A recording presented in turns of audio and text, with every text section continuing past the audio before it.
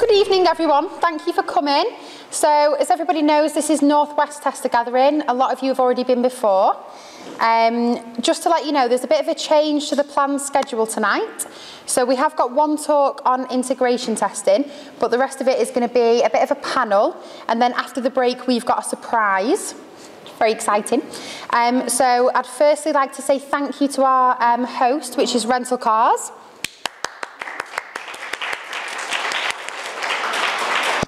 So if I can pass you over to Matt Thomas from Rental Cars, he's going to tell you a bit more about that. I'm going to be really quick. So I'm Matt Thomas. I've only been at Rental. I've been here less than 2 years, but essentially in that time we've grown from about 6 testers in one building to almost 40 across 3. No surprises, we're hiring, both at Rental Cars and Rideways. If you're interested or thinking about joining us, come and speak to us. There's about 4 or 5 of us, and hope you enjoy the rest of the evening, really. That's it, short and sweet. Thank you.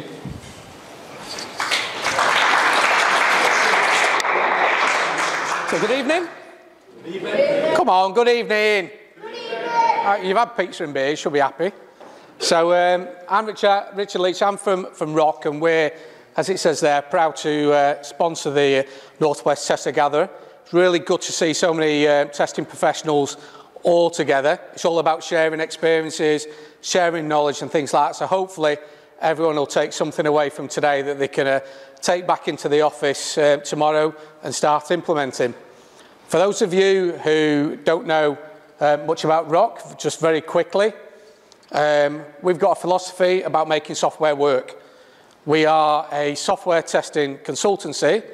However, as probably most people in here now, we see a big shift just away from testing to actually being involved. The end state for us is really what gets put out there works as it should do, sort of first time around. So that's really what we're about.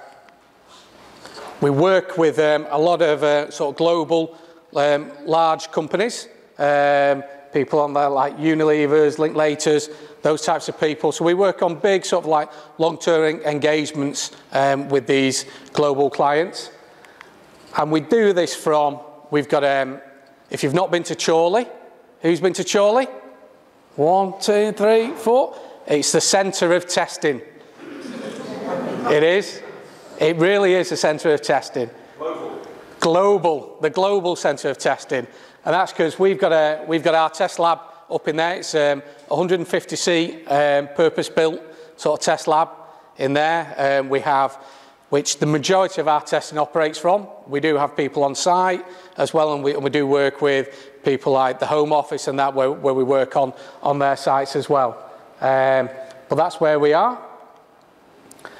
And we basically, as a company, measure 2 things. One is happiness of our staff. And bear in mind, 95% of the people that work there are testers. So it's about having happy testers, but also happy clients. So our clients, we do a quarterly survey with them, but on a monthly basis, we do an independent happiness survey as well from all our testers. So it's one big thing that we try to sort of drive through. It's one of our core values within the organisation at Rock.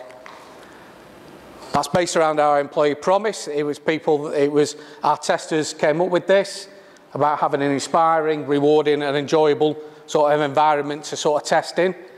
And pleased to say that so like in the last 12 months, we've got investors in gold recently about the investment of the people we've got there in staff. And also we were in the top 20 leading providers, software testing providers of 2017.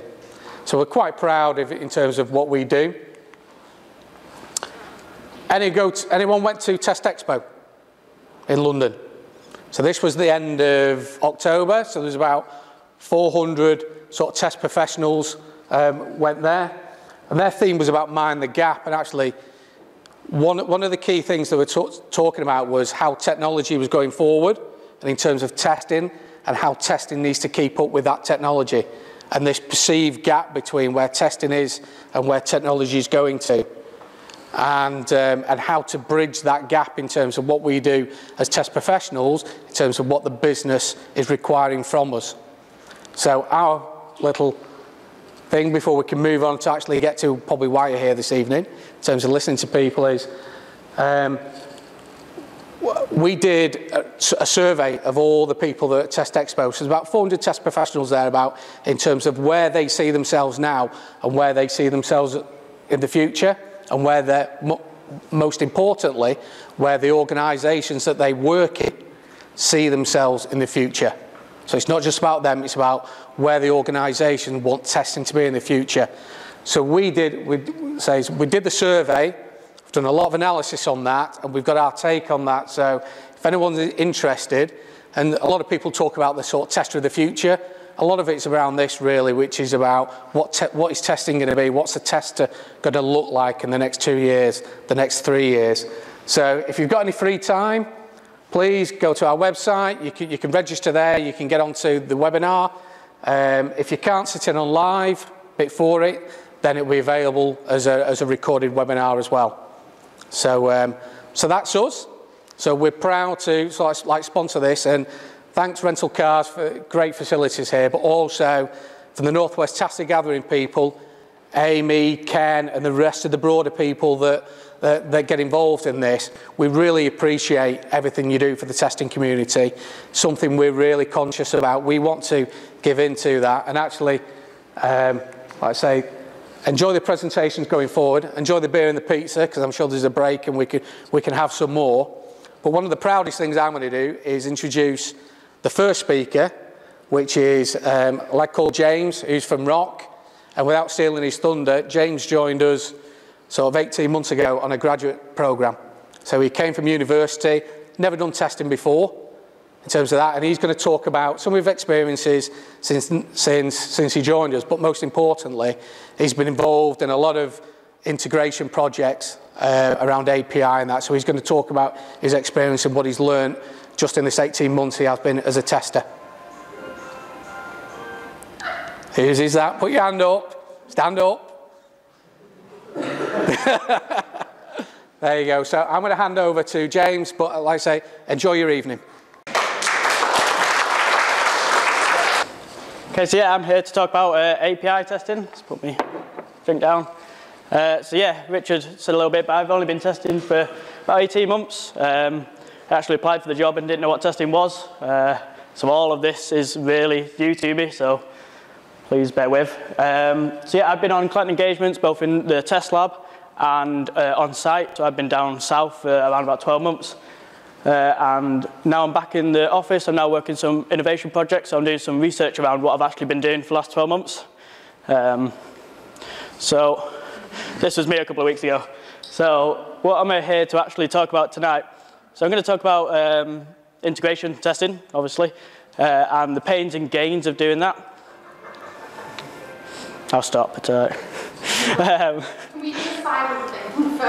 Yeah. So how you teach yourself a bit of API testing and how you go away and do that tonight, hopefully. And then if I was going to go back to my client, what I would actually do differently. Now I've gone back and researched what the hell I was doing. So who knows what an API is? Cool. Who's actually done API testing? Cool. A lot of people. I don't need to speak. So obviously there's a load of reasons why API is growing, but there's a big digital boom, obviously, cloud computing, Internet of Things. There's lots of third-party integrations now, so every device is talking to each other. But yeah, an API is basically specifying how two components are going to talk to each other, whether that's externally, internally. So some of the ones I worked on are stuff like address lookup or banking, conveyancing valuations, because I worked on a financial system. But everything is now talking to each other, so then that's done via APIs. Not only is that done externally, but it's also done internally. So we're moving to a microservices architecture.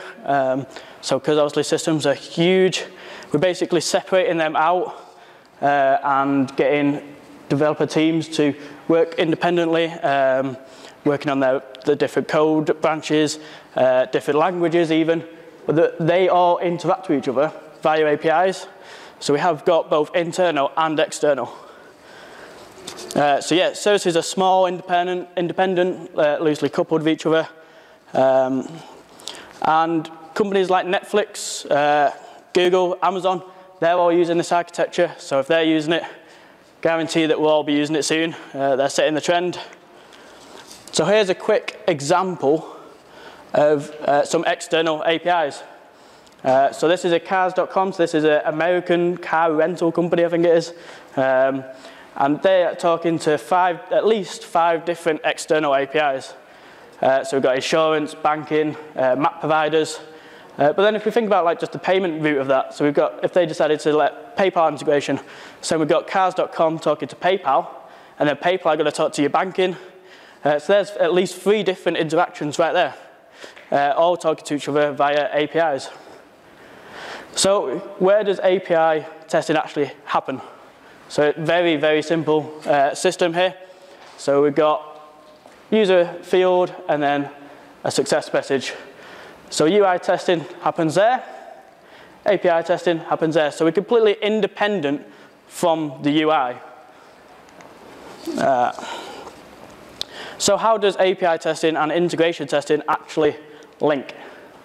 So first of all, we've got to test that the internal APIs actually work, the validation, because obviously this is going out to a wider range of things. It's a security threat. If we don't actually specify what should be allowed through our APIs, and we allow everything, then God knows what could actually happen. Data comparison.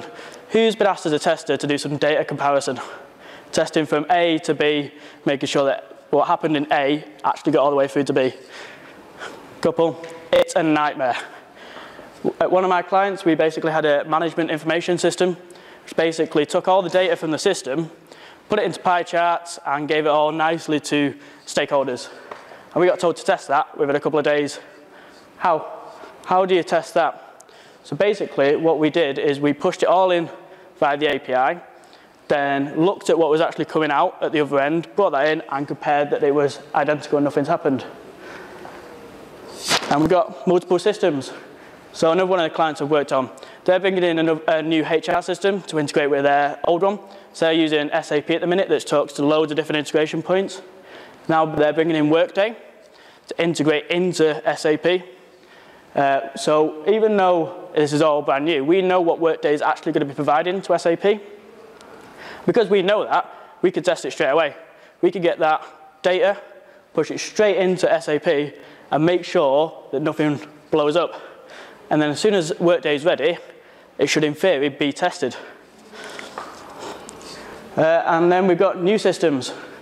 So like the system I worked on, it's testing that the internal code components all actually talk to each other, the internal APIs. And external APIs, so how you talk to the likes of PayPal, which we'll discuss a little bit further on later. So not only is it all around integration testing, but there's a lot of wider benefits to doing it. So we allow it to test Accelerator. We can get to test early. And it's spoke testing, BVT.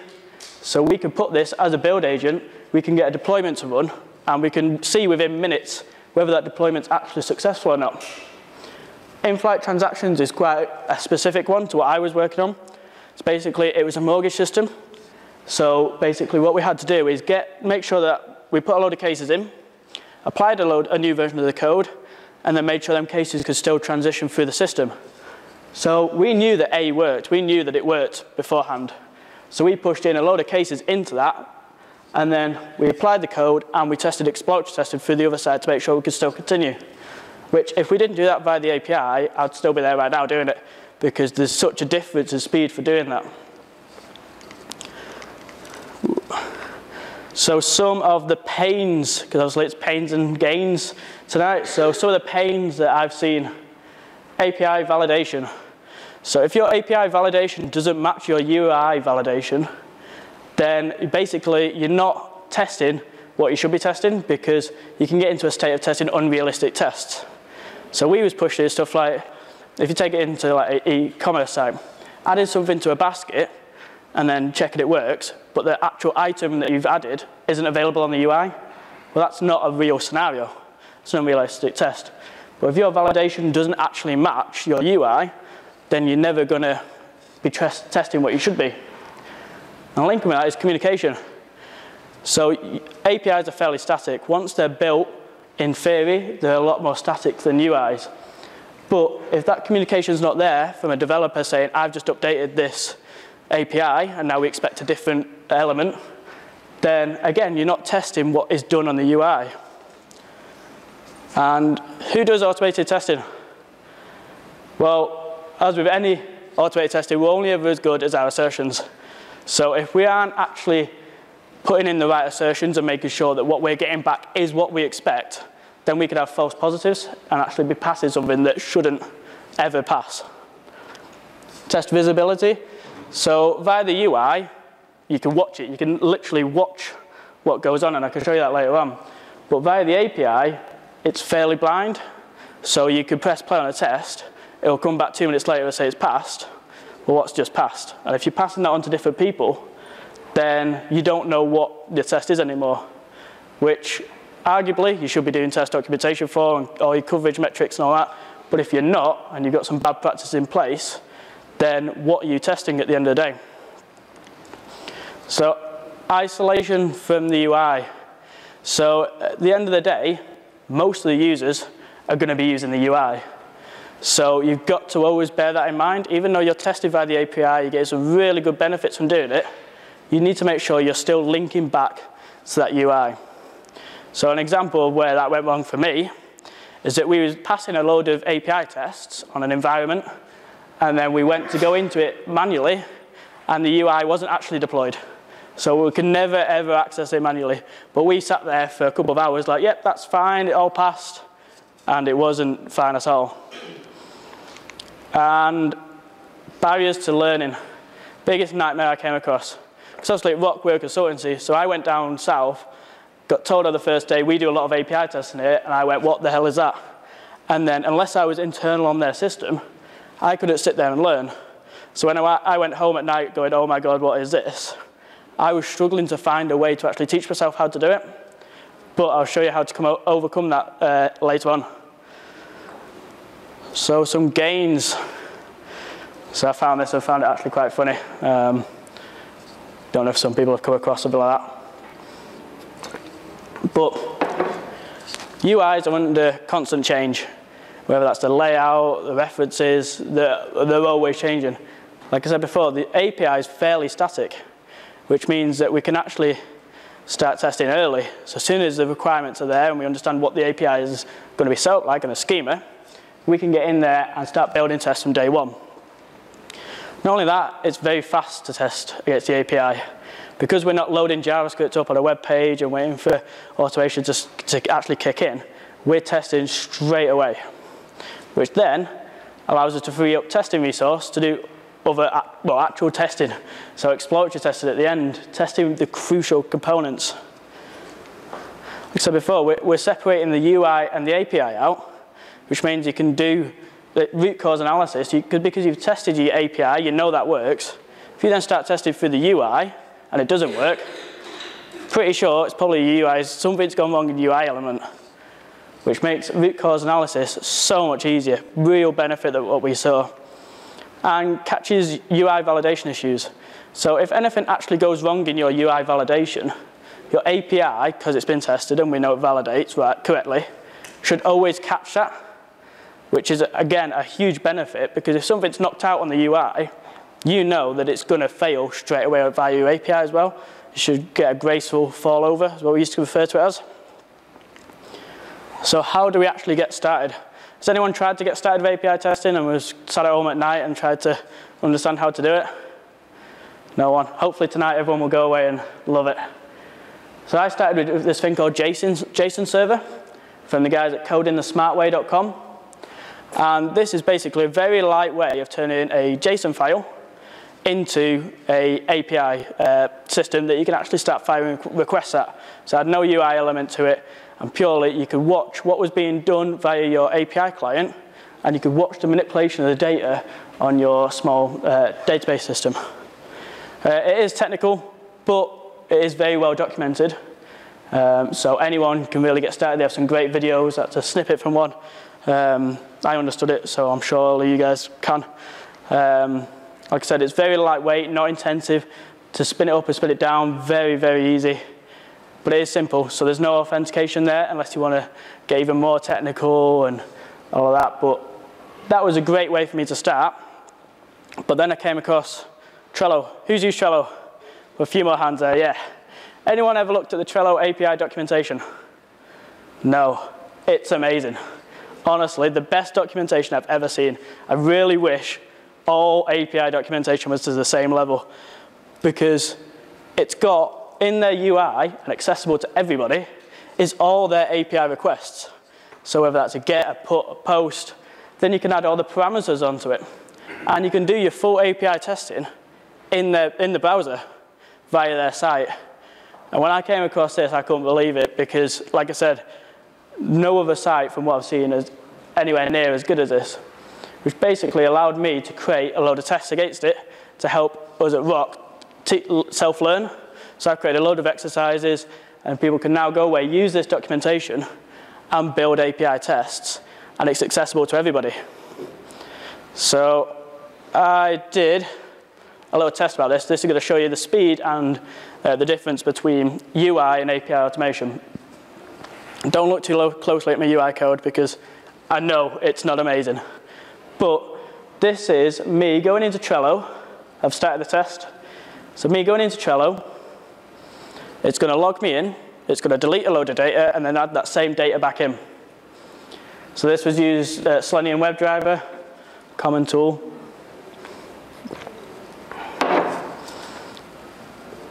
So I don't know if anybody's been doing anything similar to this using Selenium. But yeah, it's adding that data back in now. And now it's going to close the connection. 25 seconds to run that test. It's not bad. Now let's run the same test via a tool called SOAP UI. And it's going to do exactly the same. The authentication's held in the requests. And here's the screen whilst it's doing that.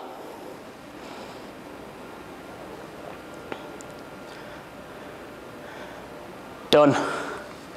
4.2 times quicker using the API compared to the UI. And that is, like I said, one of the huge benefits.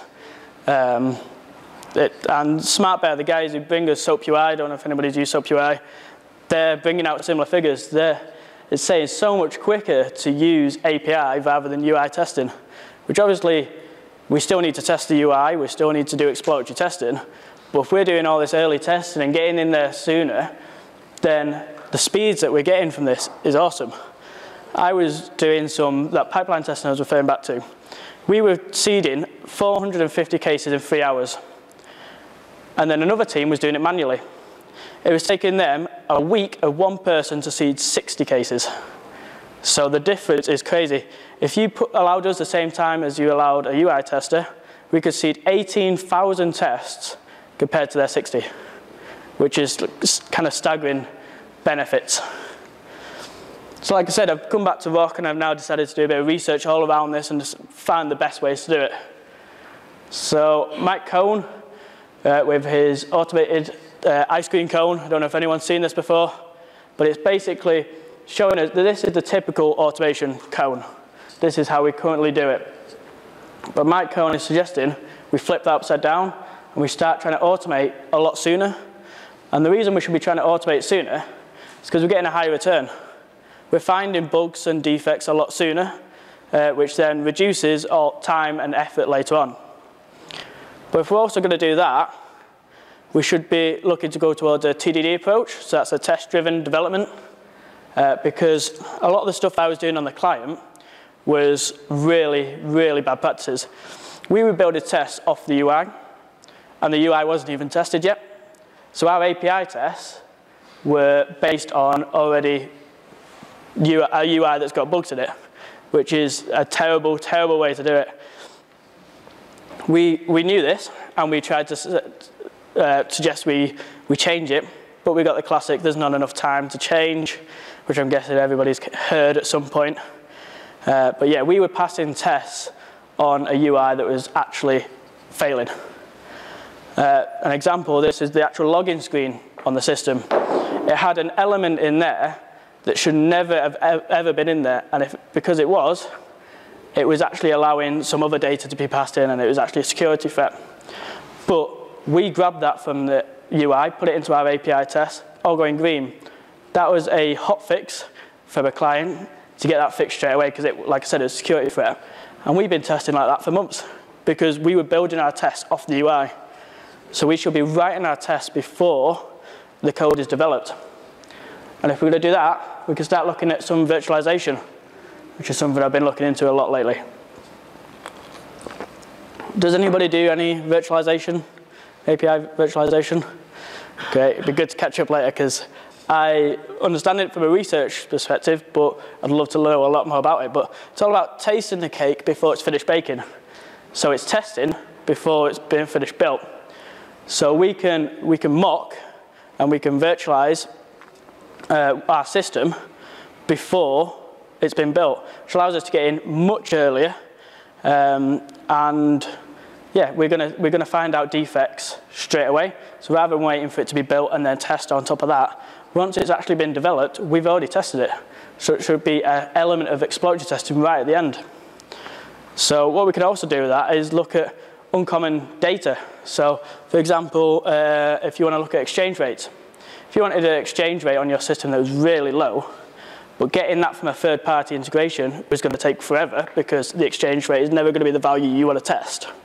We can incept that, virtualize that response, and test how your system acts with an uncommon scenario. You could say that with like Apple. If we want to test our site and what happens when an Apple share price is ridiculously low, when's that going to happen?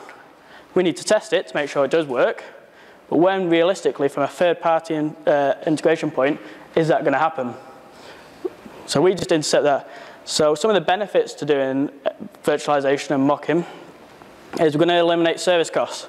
So every time you go against a address lookup or PayPal, there's normally, commonly, a cost involved with that.